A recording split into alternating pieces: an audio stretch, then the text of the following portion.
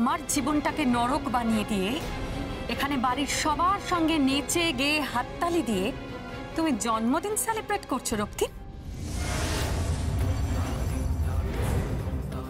রক্তিম আর আমি একে অপরকে ভালোবাসি।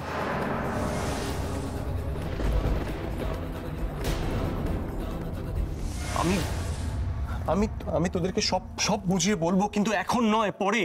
না, পরে নয়, তোর যা বলার এখনই বলতে হবে। বল বল, ও কি বলছে? মা, মা আপনাকে আমি বলছি, মা রক্তিম জয়িতাকে খুব ভালোবাসে।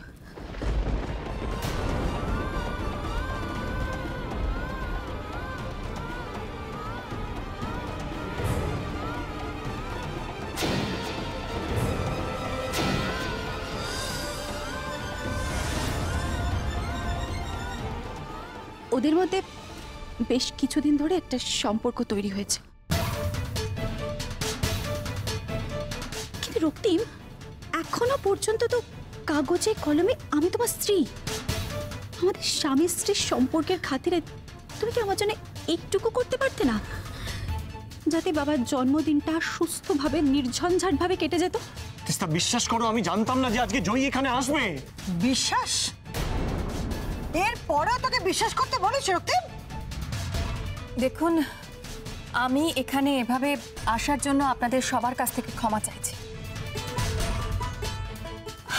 আসলে আমি এভাবে এখানে এসে আপনাদের এই অনুষ্ঠানটাকে মাটি করতে চাই, কিন্তু কিন্তু পরিস্থিতি এমন হয়ে গেছে যে আমার মাথার উপর দিয়ে জল গড়িয়ে গেছে, তাই আমি এখানে আসতে বাধ্য হয়েছি। রাতারাতি কি এমন ঘটলো যে সরাসরি আমাদের বাড়িতে চলে আসতে হলো?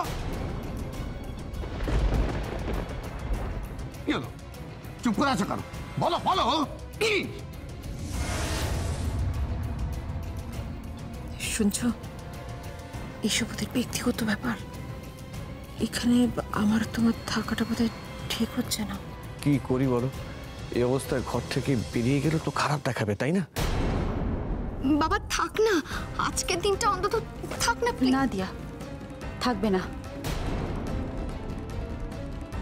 জল যখন একবার মাথার উপর দিয়ে গড়িয়েই গেছে, তখন আর লুকোচুরি করে কি লাভ? সবকিছু সবার সামনে আলোচনা হয়ে যাওয়াটাই ভালো। রক্তিম, তোমার বউ তো বেশ বুদ্ধিমতী। অবশ্য বউ বলাটা ভুল হল, বলা উচিত যে তোমার প্রাক্তন বউ হতে চলেছে।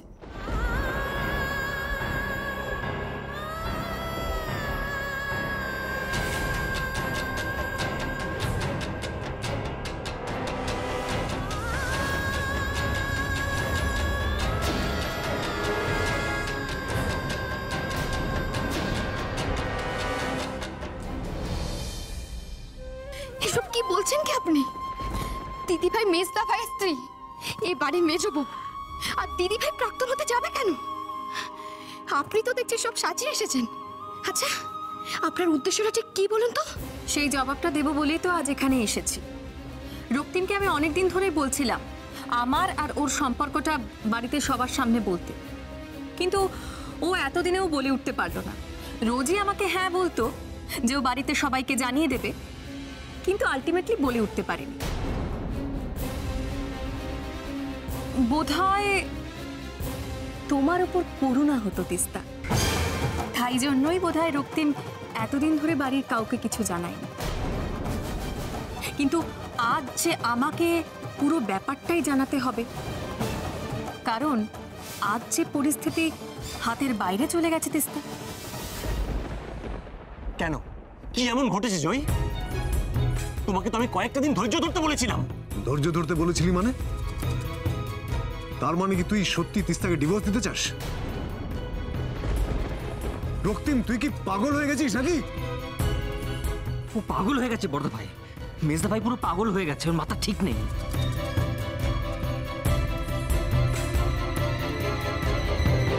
দাদা ভাই, মেজদা ভাই পাগল হয়ে যায়নি, একদম ঠিক আছে।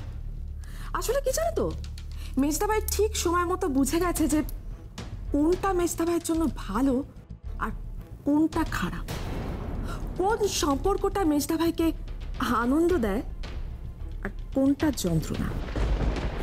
তাই তো ঠিক সময় মতো মাথাটা একদম ঠান্ডা করে একটা সম্পর্ক থেকে আরেকটা সম্পর্কে সুইচ করে গেছে।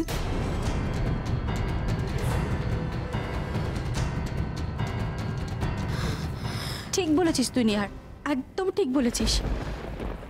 আমাদের সম্পর্কটা এখন ঠিক যে জায়গায় এসে দাঁড়িয়েছে না, তাতে আমাদের দুজনকে খুব কষ্ট দিচ্ছে, স্পেশালি রক্তিমকে। তাই বলে সেটা ডিভোর্স পর্যন্ত করাবে? আচ্ছা, আপনি এখন এখানে দাঁড়িয়ে কেন আছেন বলুন তো? আপনি তো একটা মেয়ে, আপনি একটা মেয়ে হয়ে আর একটা মেয়ের সংসার করতে লজ্জা করছেন আপনার? কি লজ্জা? কি বলছেন আপনি? লজ্জা কেন করবে আমার? আমি তো আগেই বলেছি আমরা একে অপরকে ভালোবাসি। কি দিইনি আমি রক্তিমকে? জিজ্ঞাসা করুন না ওকে, ও তো দাঁড়িয়ে আছে এখানে। আর তাছাড়া ওদের দুজনের মধ্যে যদি সম্পর্কটা ঠিক থাকতো তাহলে আমি কেন, কেউ ওদের মাঝখানে ঢুকতে পারতো না। শুনুন, ওদের দুজনের মধ্যে কোনোদিনই বনিবনা ছিল না।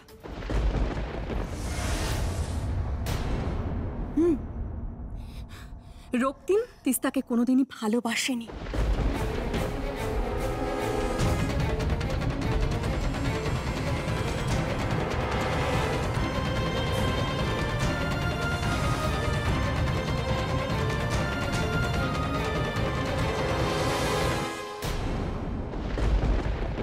ও বাই দ্য ওয়ে, আমি এসব কথা কেন বলছি? এই তো রক্তিম দাঁড়িয়ে আছে। তো কি রক্তিম, তুমি আমাকে যে সমস্ত কথাগুলো বলতে সেগুলো সবার সামনে খুলে বলো যে তুমি আমাকে বলতে তুমি তিস্তাকে কোনোদিনই ভালোবাসোনি, তোমাদের মধ্যে কোনো মনের মিল ছিল না, এমনকি তোমাদের মধ্যে স্বামী স্ত্রীর স্বাভাবিক সম্পর্কটুকু ছিল।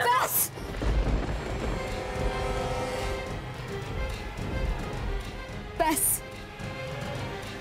আপনি আর একটা কথাও বলবেন না। স্বামী স্ত্রীর সম্পর্কটা না 7 জন্মান্তরের। সেখানে মান অভিমান ভাঙা গড়া এসব তো থাকতেই পারে, কিন্তু সেই সম্পর্কটা অত ঠুনকো নয় যে আপনার মতো কোনো উটকো একটা লোক এসে সেটা ভেঙে চুরমার করে দিতে পারে। সামলে কথা বলবেন।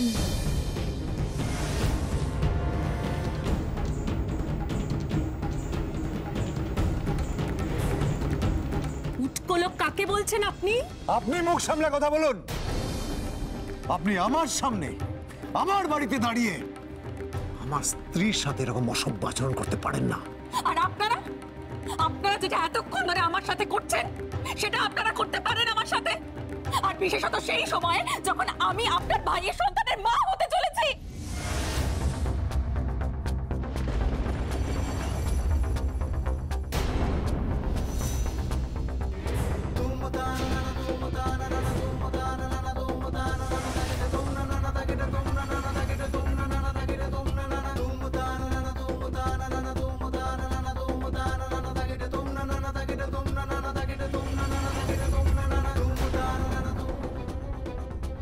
কি কি বললে তুমি? তুমি আমার সন্তানের মা হতে চলেছো? হ্যাঁ রক্তিম, হ্যাঁ, তোমার সন্তান আসছে আজ করেই আমি তোমাকে প্রতিনিয়ত তোমার বাড়িতে সবাইকে জানানোর জন্য তাড়া দিচ্ছিলাম, বাধ্য করছিলাম।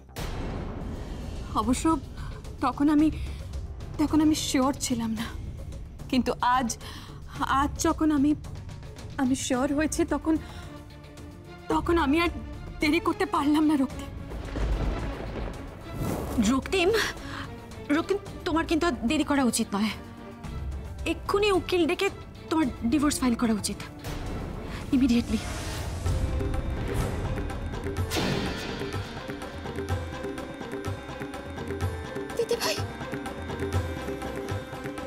দিদিভাই তুমি সব কি বলছো? তিস্তা, এই সম্পর্কের কথা তুমি কতদিন আগে জানতে? আমাদের বলেনি কেন? ও তো আমাকে নিজের মুখে কিচ্ছু জানায়নি মা।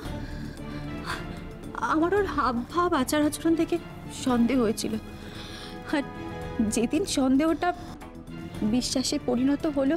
তো তুমি মেজদা ভাইকে আটকাতে পারতে, আমাদের তো অ্যাটলিস্ট একবার বলতে পারতে, আমরা চেষ্টা করতাম, আমরা আটকাতে পারতাম। যে মানুষ অন্য কোথাও নিজের সুখ খুঁজে নিয়েছে, তাকে আর জোর করে আগলে রাখার কি মানে বলো তো নিখিল? এই রক্তিম, তুই কিছু বলছিস না কেন? হ্যাঁ, দেখছিস না তিস্তা কতটা কষ্ট পাচ্ছে? তোরা সব সময় শুধু তিস্তার কষ্ট দেখে এসেছিস, আর আমি, আমার চাওয়াগুলো কিছু নয় না। সব সময় ও তোদের খেয়াল রেখেছে, তোর খেয়াল রেখেছে।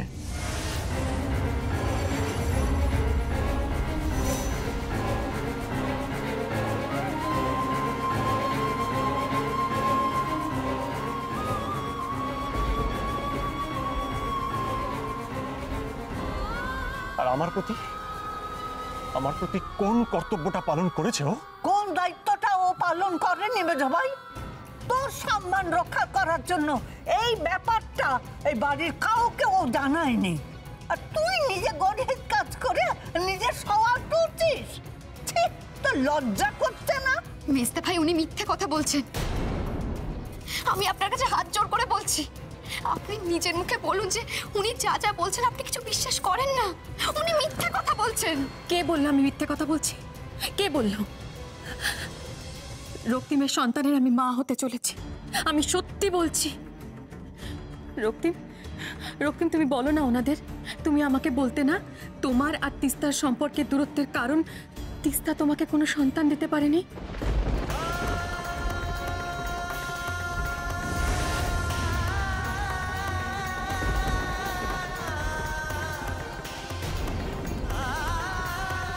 বলো বলো, তুমি বলতে না? রক্তিম, আমি তোমাকে সন্তান দেব, আমি তোমার সন্তানের মা হতে চলেছি। রক্তিম,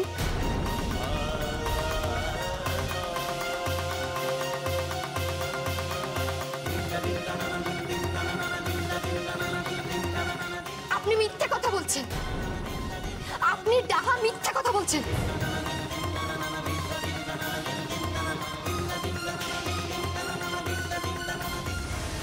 আপনি কিসের প্রয়োজনে করছেন এসব? কেন করছেন আপনি?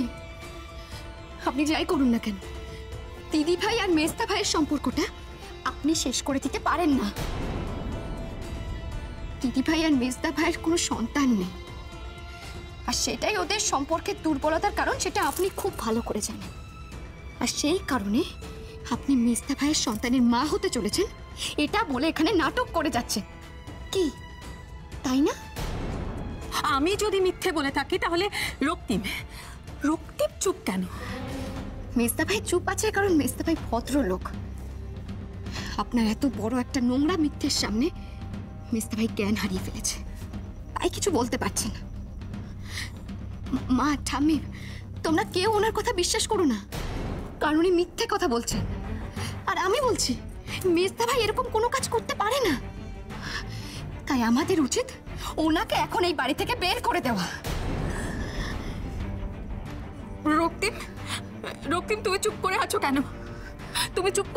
দেখো না ওরা কি বলছে, তুমি কিছু বলছো না কেন? প্লিজ রক্তিম, কিছু বলো। মেজদা ভাই আসলে একটা সন্তানের জন্য আকুল হয়ে রয়েছে, তাই আপনার প্রথম কথা একটু টলে গেছে, কিন্তু আর না, আমরা আপনার মুখের কথায় বিশ্বাস করি না, আমরা প্রমাণ চাই। কি হলো, দিতে পারবেন প্রমাণ? বলুন, আপনি কি প্রমাণটা দিতে পারবেন? বলুন। প্রমাণ দেব আমি।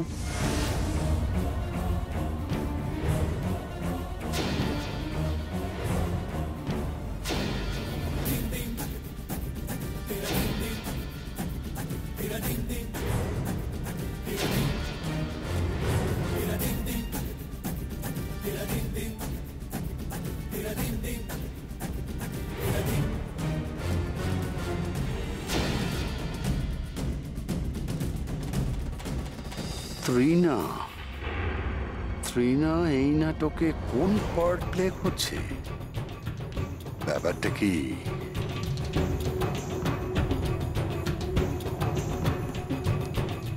ডক্টরের রিপোর্ট। এতে লেখা আছে জয়ী প্রেগনেন্ট।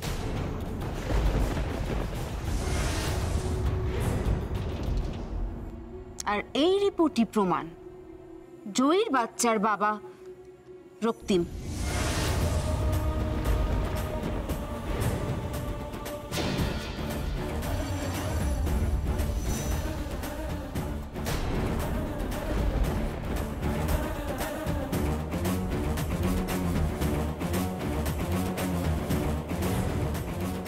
টিনা, তুমি এখানে? হ্যাঁ, আমাকে তো আসতেই হতো। আমার কাজিন সিস্টার যখন এত বড় একটা বিপদে পড়েছে তখন ওকে সাপোর্ট করার জন্য, ওর পাশে দাঁড়ানোর জন্য আমায় তো আসতেই হতো।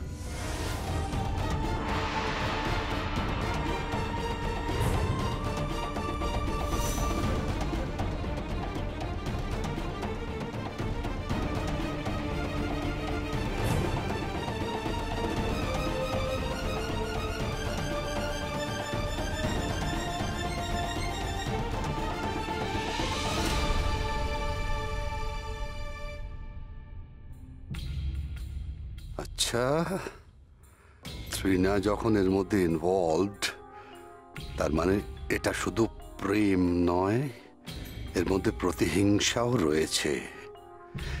Everything is pre-planned.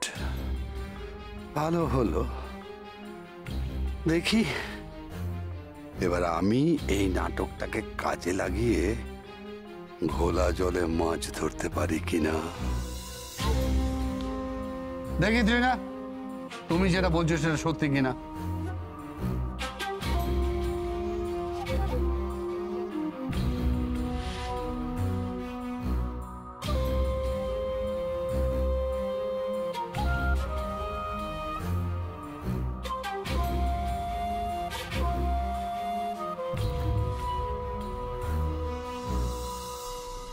হ্যাঁ, তো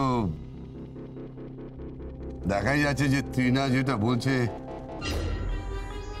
সেটা সত্যি।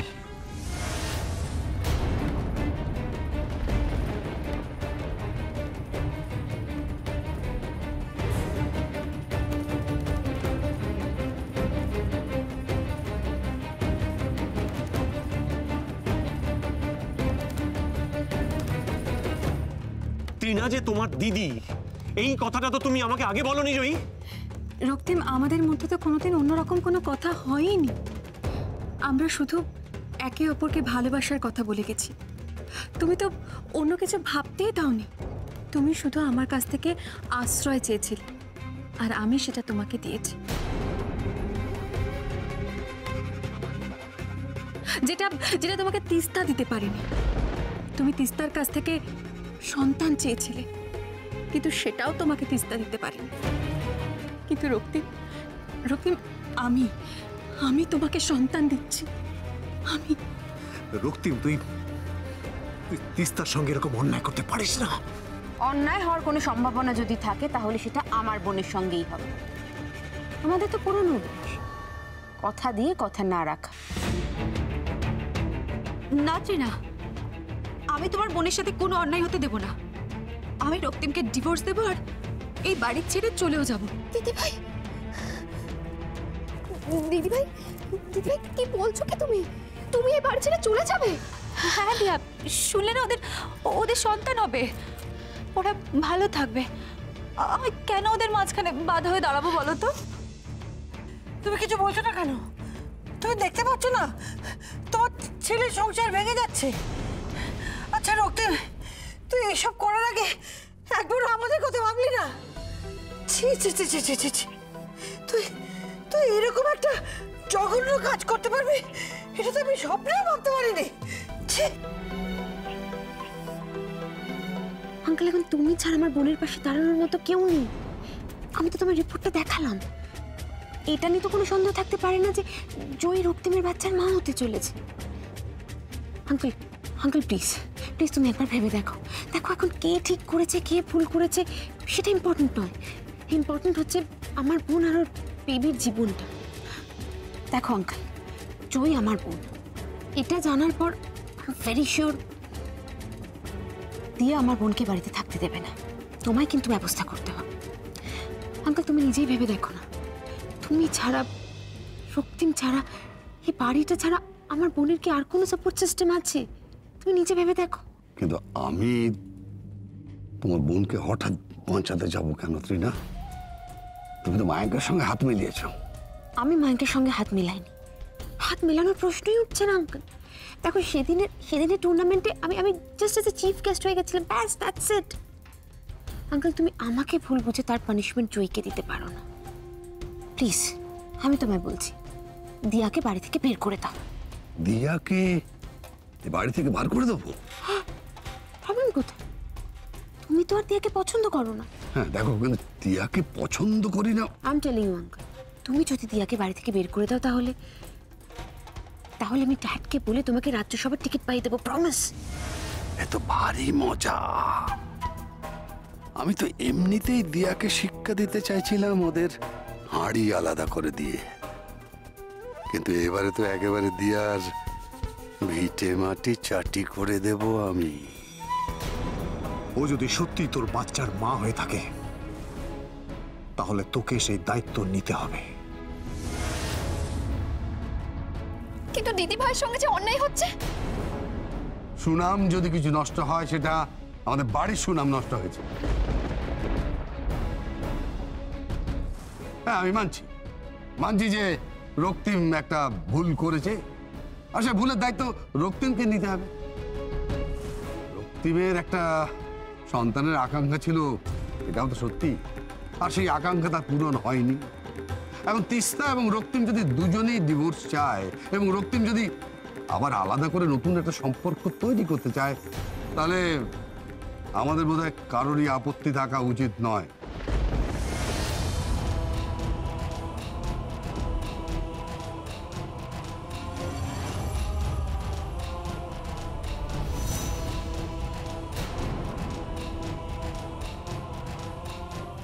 আমি কাউকে বলতে পারছি না যে কাল আমি মেস্তা ভাইকে ফলো করে কি দেখেছি।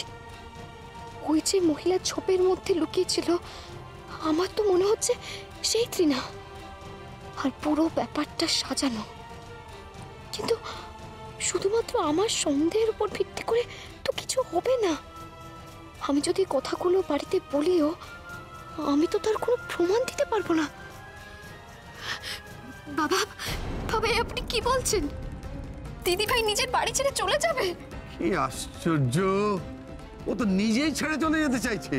না, এ হতে পারে না। মেজনাথ বউ কোথাও যাবে না।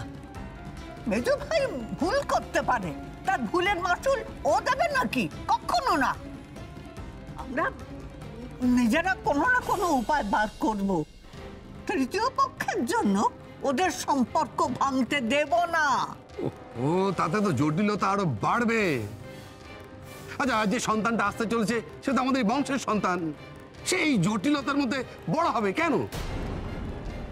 তাছে আমার মনে হয় তিস্তা যখন নিজেই চাইছে চলে যেতে, তিস্তাকে ছেড়ে দেওয়া উচিত।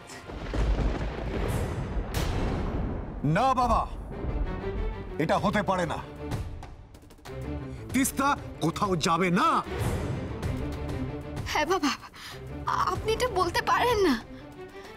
যে আসতে চলেছে আপনি তার কথাটা ভাবলেন, অথচ সেই মানুষটা আমাদের পরিবারের সুখে দুঃখে সবসময় আমাদের পাশে থেকেছে, আপনি তার কথাটা ভাবলেন না। দিদিভাই কোথাও যাবে না, দিদিভাই কোথাও যাবে না, দিদিভাই এই বাড়িতেই থাকবে।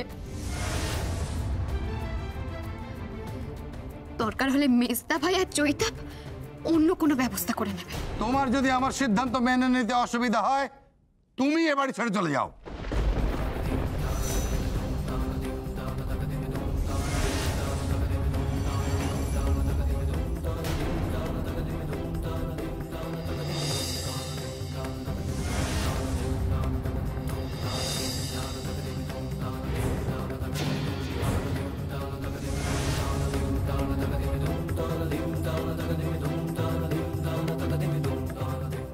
বাবা, গলা নামিয়ে কথা বলো আর্য। এই বাড়িটা এখন আমার। এ বাড়ি থেকে থাকবে আর থাকবে না সে সিদ্ধান্ত নেব শুধুমাত্র আমি। তুমি শুধু আমার সিদ্ধান্তগুলো মাথা নিচু করে মেনে নেবে। না, তুই ভুল বলছিস। এ বাড়ি আমার। তোমার ছিল, আজ থেকে এ বাড়িটা আমার।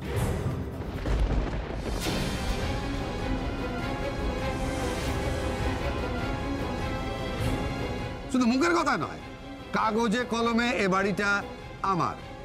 এই বাড়িটা এখন অমলা ব্যানার্জি নয়,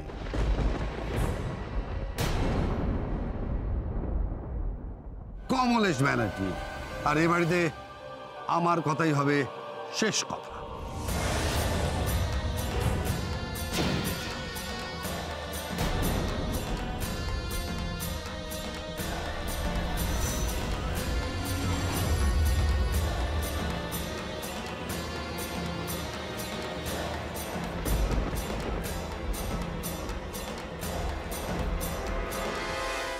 হ্যাঁ, তোর কি মাথাটা তো খারাপ হয়ে গেল নাকি কমল? কেন মা? উকিল বাবু আমাকে বাড়ির যে ডকুমেন্টস গুলো দিয়েছেন তাতে পরিষ্কার করে লেখা আছে যে বাড়িটা তুমি আমার নামে লিখে দিয়েছো।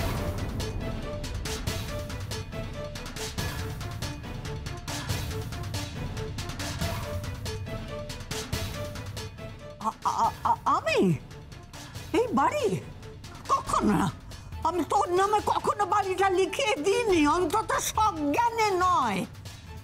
আমার মনে হচ্ছে নিশ্চয়ই ছলনা করে আমার সঙ্গে জোচ্চুরি করে তুই এই বাড়িটা লিখিয়ে নিয়েছিস নিজের নামে। ছি ছি ছি কমল, আমি ভাবতেও পারছি না যে এই বয়সে আমার নিজের সন্তানের কাছে এইভাবে আমাকে ঠকে যেতে হবে। আচ্ছা, এতে এত চিৎকার করার কি আছে মা? আমি বুঝতে পারছি না। আচ্ছা, আমি তো তোমার একমাত্র সন্তান, ভবিষ্যৎ উত্তরাধিকারী হিসাবে এই বাড়ির মালিক তো একমাত্র আমি। তাই আগে থাকতে সবকিছু গুছিয়ে গাছিয়ে নেওয়ার মধ্যে আমি তো কোনো অন্যায় দেখি না মা। তার মানে তোমার কথা অনুযায়ী তুমি মাকে কিছু না জানিয়ে বাড়ির দলিল নিজের নামে ট্রান্সফার করেছো? এটা তো সহজ কথায় চুরি বলে। তুমি চুরি করেছো। Don't cross your limit Madhabi.